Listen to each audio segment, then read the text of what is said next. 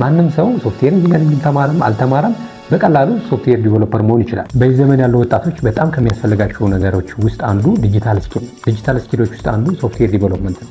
ሶፍትዌር ዲቨሎፕመንት አሁን በዚህ ጊዜ መልመድ በጣም ቀላል ነው፣ በጣም ሲምፕል ነው። ለምሳሌ እኔ ዲቨሎፐር ነኝ። የዲቨሎፕመንት ስጀምር ድሮ ነው ኤአይ ምናምን ሳይኖር በጣም ከባድ ነበር፣ ብታይም ነበረ የለመድ ነው ማለት ነው። አሁን ግን ማንም ሰው ሶፍትዌር ኢንጂነሪንግ ተማረም አልተማረም በቀላሉ ሶፍትዌር ዲቨሎፐር መሆን ይችላል።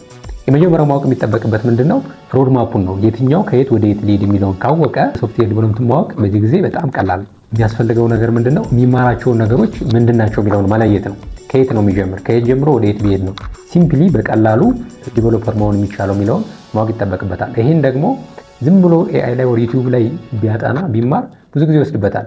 ሮድ ማፕ ያስፈልገዋል። ወር ጋይድ የሚያደርግ ሰው ካለ አንድን ቴክኖሎጂ ስታክ ከመጀመሪያው እስከ መጨረሻው እንዴት መጨረስ እንዳለበት የሚያግዘው ነገር ያስፈልገዋል ማለት ነው። ከዛ ሁለተኛ የሚያስፈልገው ነገር ምንድነው? ኮሚትመንት። ሳይሰላችሁ ረጅም ጊዜ ኮምፒውተር ጋር ቁጭ ብሎ መስራትን ይጠይቃል ማለት ነው።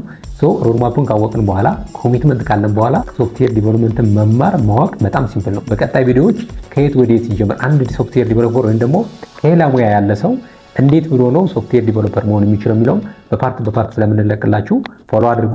እንመለሳለን።